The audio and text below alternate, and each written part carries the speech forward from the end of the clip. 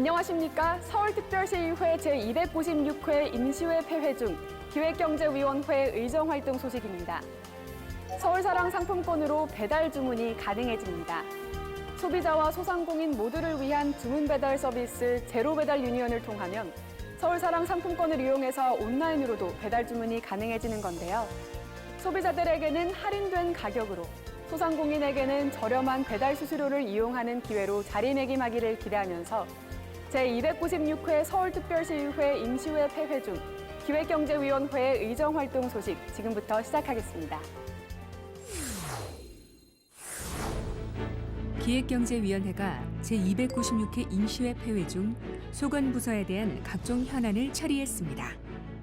기획경제위원회는 9월 2일부터 9월 9일까지 제296회 임시회 폐회 중 진행된 상임위원회 회의에서 소관부서와 각 실국에 대한 업무 보고를 받는 한편 추경 예산안 심사와 각종 안건을 심의하고 2020년도 행정사무감사 계획서를 채택했습니다.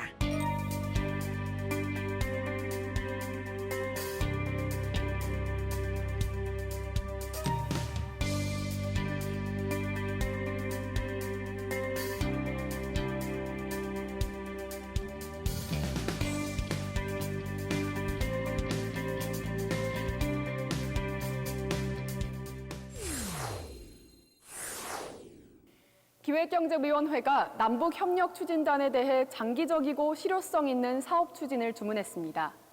서울연구원에 대해서는 구정연구단과 서울연구원 본원의 연구원 간 처우에 있어 차별이 생기지 말아야 한다고 지적했는데요. 이 밖에도 어떤 논의가 이루어졌는지 계속해서 기획경제위원회의 의정활동 소식 살펴보겠습니다. 기획경제위원회가 코로나19로 인해 어려움을 겪고 있는 소상공인들에 대한 임대료 지원 연장을 제안했습니다.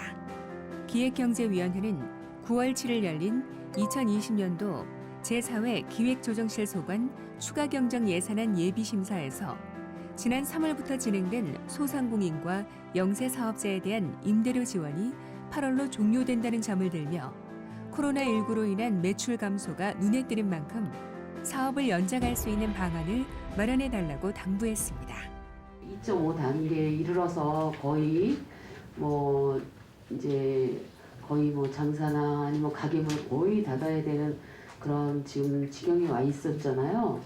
이게 8월까지면 이후에 어떻게 될 것인지 지금 그 2.5 단계에서 이런 부분들을 더 어떻게 처리를 다시 한번 고려해야 되지 않을까. 온라인으로 사업을 대체할 수 있는 행사는 최소화하는 등 예산을 감액할 수 있는 부분은 최대한 감액해달라는 주문도 이어졌습니다. 서울연구원 서울평화포럼 행사도 4억이나 이렇게 책정해놨지만 올해 연말은 넘어갈 것 같이 다 예측하고 있기 때문에 이런 행사성 그런 집행은 가능하면 좀 감축하는 걸로 그렇게 좀 신경을 썼으면 좋겠어요. 이와 함께 기획경제위원회는 재정의 세입과 재원에 대한 예측이 어려운 만큼 코로나 시대에 중기 재정 계획을 다시 편성하는 등 전략적인 사고로 재정 운영을 해줄 것을 당부했습니다. 기획경제위원회가 취약계층에 대한 공공일자리 사업이 일회성으로 진행되지 않도록 해달라고 주문했습니다. 기획경제위원회는 9월 8일 열린 경제정책실 주요 업무 보고에서 코로나19 이후 취약계층에 대한 일자리 지원 필요성을 들며 현재 진행되는 일회성 공공근로 사업이 아닌 장기적인 관점에서 일자리 지원이 이루어져야 한다고 지적했습니다. 문제는 이 취약계층의 극단기 일자리예요. 제 생각에는 이런 정말 4개월에서 5개월 정도의 정말 단순 일자리 외에 이분들이 이 코로나 이후의 사회에서도 살아남을 수 있는 그런 직업 교육이 우리 서울시에서 필요하지 않나 하는 생각을 하고 있습니다. 그래서 강의 프로그램이 없는 것으로, 미약한 것으로 이렇게 업무 보고 자료에서 봤는데 그런 부분들에 대한 대응 마련 시급할 것 같고. 서울산업진흥원에서 진행 중인 사업이 지나치게 유사하다는 지적도 이어졌습니다. 대략적으로 1,500억에서 1,700억 정도가 우리 서울시에서 서울산업진흥원으로 투자되는 사업입니다. 제가 서울시 관련 사업을 한 6년간 들여다봤지만 이렇게 중복 유사 출자 또는 수탁 사업으로 서울시가 이런 사례가 있었는가 싶을 정도로 저도 중소기업과 창업을 지원하고 서울형 전략산업을 육성해 지역 산업의 진흥과 경제 활성화를 선도하기 위해 설립된 서울산업진흥원은 고유 사업보다 수탁 사업의 세출 비율이 더 높으며 중소기업 육성과 투자 등 일부 사업의 경우 중복성과 유사성이 꾸준히 제기되어 왔습니다.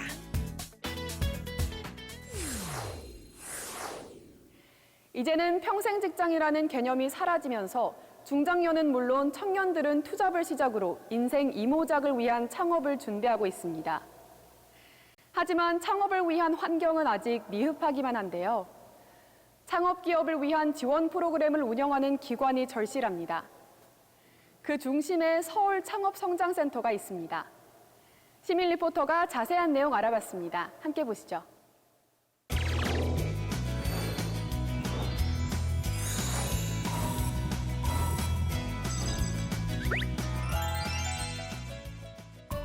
제가 나와 있는 이곳은 바로 성북구에 위치한 창업성장센터입니다. 청년과 중장년층의 스타트업 창업을 돕고 우수한 기술력을 보유한 창업 기업의 성장을 지원하고 있는 바로 이곳, 서울창업성장센터. 지금부터 저와 함께 둘러보시죠. 데스밸리에 대해서 들어본 적 있으세요? 이른바 죽음의 계곡으로 미국 실리콘밸리에서는 벤처 또는 스타트업이 초기 단계를 거쳐 사업 안정화를 이룰 때까지 겪는 어려움을 비유한 말인데요. 국내도 사정은 마찬가지입니다. 그래서 서울창업성장센터에서는 창업 후 성장 단계를 전문적으로 지원하고 차별화된 기술 창업 프로그램과 글로벌 마케팅 이외에 입주 공간을 무상으로 제공하며 많은 지원을 아끼지 않고 있습니다. 공간에 대한 입주 지원 받고 있고요. 그리고 사업화 자금 지원, 또 저희가 기술을 다루고 있는데 키스트 연구원 분들께 기술 멘토링을 지원받고 있습니다. 첨단 기술 스타트업 육성을 위해 그리고 안정적인 스타트업 창업을 위해 가장 중요한 것은 무엇일까요? 바로 전문 인력과 연구 장비가 아닐까 하는데요. 그 모든 것이 다 창업성장센터에 있습니다. 코스닥 상장 예정인 서울창업성장센터는 입주 기업을 대상으로 키스트의 인적 물적 인프라를 통해서 전문 컨설팅도 진행하고 있으며 연구 개발 단계에서는 마이크로 나노팹 센터와 특성 분석 센터 등 첨단 연구 장비를 활용해 스타트업 제품 개발도 가능하다고 하니까 창업을 준비하는 기업에게는 든든한 지원군이 아닐 수 없겠죠.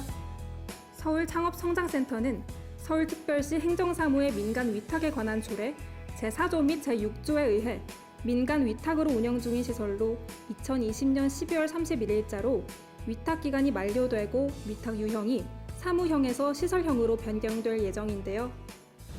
서울창업성장센터 위탁기간이 만료됨에 따라 서울시 의회의 동의를 받고자 서울창업성장센터 민간 위탁 동의안이 상정됐고 제297회 임시회에서 가결됐습니다.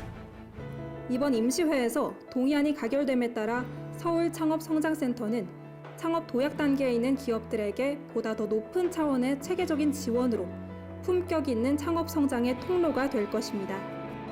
서울창업성장센터는 축적된 전문성과 경험을 바탕으로 키스트의 R&D 인프라 공유, 해외 거점과 네트워크를 활용한 글로벌 진출, 그리고 직접 투자 등 창업기업의 성장에 필요한 핵심 역량 지원을 통해 서울 첨단 기술 스타트업들의 성공 스토리를 함께 만들어가는 든든한 파트너가 되겠습니다. 유능한 기술력을 가진 창업 기업들이 죽음의 계곡을 넘어 이제는 살아있는 계곡으로 발돋움할 수 있도록 디딤돌이 되어주는 창업성장센터를 통해 가능성 있는 많은 창업 기업들이 발굴되고 성장하길 바라겠습니다.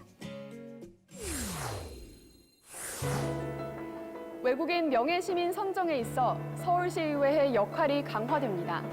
서울시는 서울시정에 공로가 많은 외국인을 대상으로 명예시민증을 수여해 국제교류 협력과 우호 증진에 기여해왔는데요. 앞으로는 이를 위해 서울시의회의 동의 절차를 거쳐야 하는 겁니다. 서울시의 국제교류 증진과 글로벌 위상 강화를 위한 외국인 명예시민 후보자 발굴에 서울시의회의 적극적인 노력이 기대됩니다. 제296회 서울특별시의회 임시회 폐회 중 기획경제위원회 의정활동 소식은 여기까지입니다. 시청해주신 여러분 고맙습니다.